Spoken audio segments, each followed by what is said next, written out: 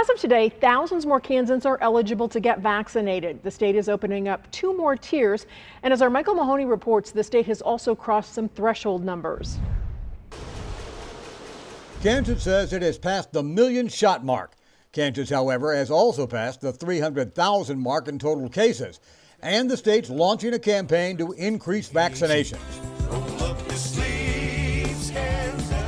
The jingle from the new campaign. In the just opened phases 3 and 4, people between 16 and 64 with health issues are eligible. So are important infrastructure workers who were not eligible before. And so is anybody else eligible who has yet to get a shot.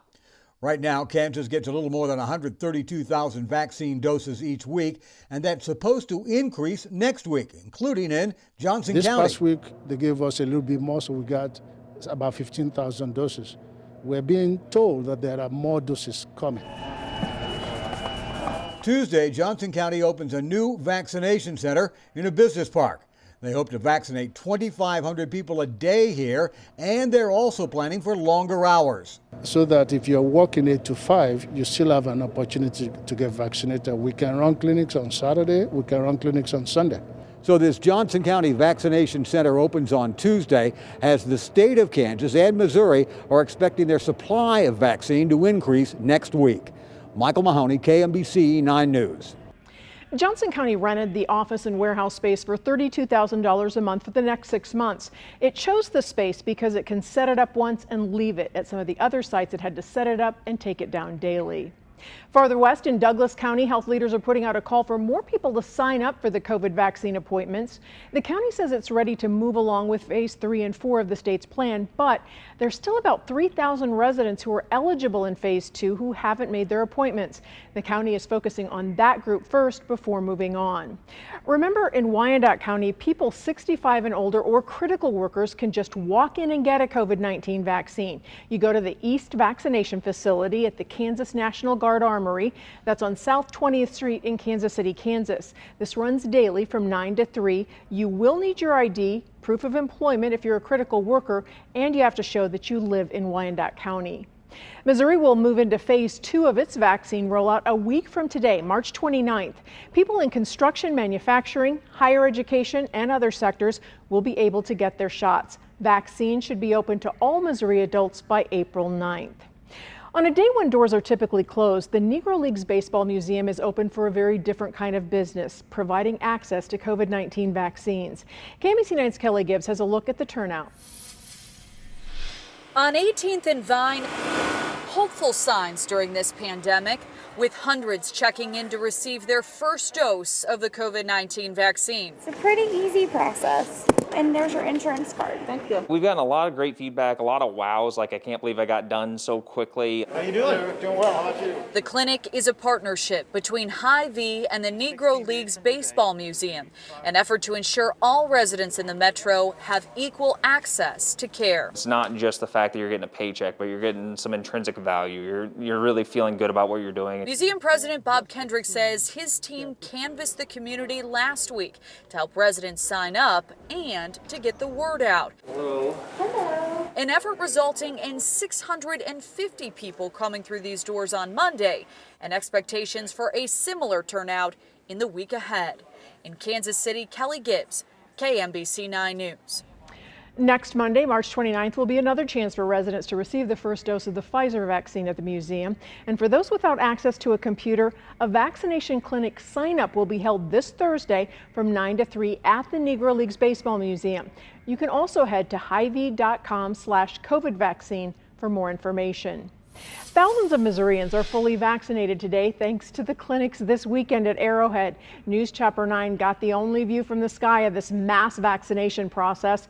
About 7,300 people were vaccinated Friday and Saturday. Any unused vaccines will be distributed by the Jackson County Health Department in the coming days. A win today for doctors at the University of Kansas Health System who helped lead the trial for AstraZeneca's coronavirus vaccine. Of the 32,000 people vaccinated, the drug was found to be 79% effective in fighting COVID-19.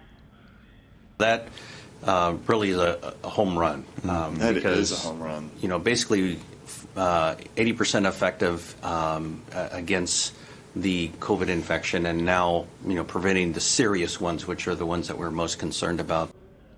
Dr. Castro says the AstraZeneca vaccine proved to be 100% effective against serious hospitalization or death. AstraZeneca is now asking the FDA for emergency approval of its vaccine.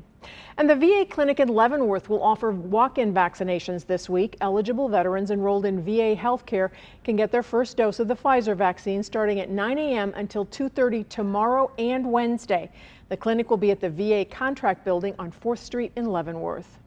The U.S. has reached a new milestone in the COVID-19 vaccination rollout. About 124 million doses have been given. That's a 3 million jump from Saturday. Right now, 44 million Americans have been fully vaccinated, with 81 million having at least one dose at this point. It's estimated half the U.S. population will be at least partially vaccinated about mid-May. Nearly all Americans could be vaccinated by late July. That's if there's a steady supply of doses and a vaccine is created for children. When it comes to new cases, Kansas and Missouri are split. In Missouri, the cases are going down. In Kansas, they're going up. The positivity rates continue to be low, though, 2.8 in Kansas. In Missouri, it's just above 4%. Across the Kansas City metro, more than 2,000 people have died from COVID-19 since the start of the pandemic. But as KMBC9's Bianca Beltran reports, families will soon be able to get help from FEMA to pay for the cost of burying their loved ones.